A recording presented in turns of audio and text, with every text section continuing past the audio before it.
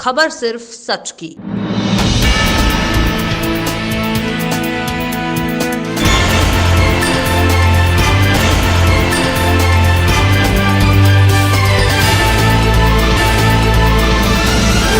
प्रधानमंत्री आवास योजना के तहत उत्तर प्रदेश में तमाम ऐसे अल्पसंख्यक वर्ग के लाभार्थी हैं जिन्हें इस योजना के तहत प्रधानमंत्री की तरफ से पैसा उपलब्ध कराया गया है।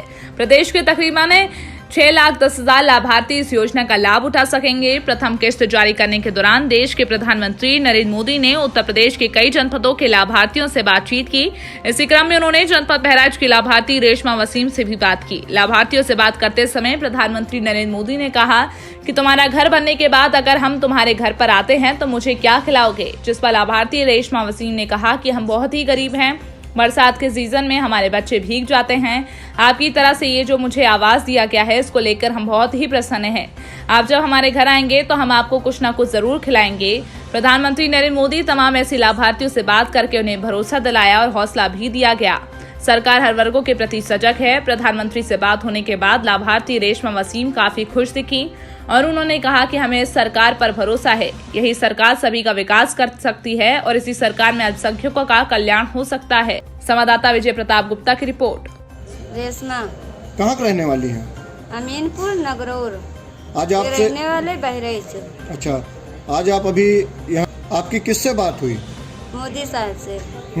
क्या बात हुई आपसे? क्या उन्होंने पूछा आपसे? पूछा कि तुम्हारे घर कैसा है, तो हमार पन्नी तना है, हमारे बच्चे भीग जाते हैं और बहुत तकलीफ उठाए थे, तो आप जो आवास हमको दे दो, हम बहुत खुश हैं, हमार दिल बहार है। अच्छा, तो मोदी जी से आपकी बात हुई? जी। तो आपकी मोदी जी से? तो मोदी साहब से बात करना कि तुम्हारे घर में आया तो कुछ खिलाए पिलाएगा, तो हम कहा जी हम पिलाएंगे। अच्छा, आप एक बार हमारे घर आए।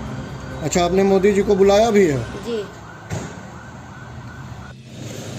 सबसे पहले तो मैं देश के यशस्वी प्रधानमंत्री आदरणीय नरेंद्र मोदी जी को बहुत बहुत धन्यवाद ज्ञापित करना चाहूँगी। इन्होंने एक तरफ तो देश की सीमाओं को सुरक्षित करने का काम किया है, साथ ही साथ एक करुणा विगलित ऋषि की भांति देश के प्रत्येक नागरिक को जो आम सुविधाएं मिलनी चाहिए, गरीबों को, दलितों को, वंचितों को, उसको का भी ध्यान रखने का काम किया है। आज इसी श्रृंखला में प्रधानमंत्री आवास योजना के तहत उत्तर प्रदेश के लगभग 6,10,000 लोगों के खाते में सीधे सरकारी सहायता गई है, धनराशि दी गई है ताकि उनका अपना मकान हो सके।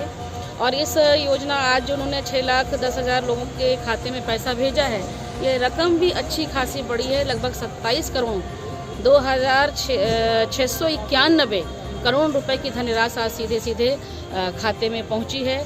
कोई बिचौलिया नहीं, पूरी पारदर्शी व्यवस्था। और इस योजना में जो सबसे अच्छी बात है वो ये है कि कोई बीच में कुछ है ही नहीं। अगर गरीब है वो हकदार है आवास का तो उसे मिलना चाहिए। ना कोई जाति, ना धर्म, ना कोई वोट की राजनीति। हर किसी को जिसके पास छत नहीं है, जो 2022 का स्वप्न था माननीय प्रधानमंत्री जी का कि सबका आवास हो, उस योजना के तहत आवास मिला है। और दूसरी इस योजना की एक जो और अच्छी विशेषता वो ये है कि केवल ईंट गारों और छत और फर्श को ही मकान नहीं कहते हैं।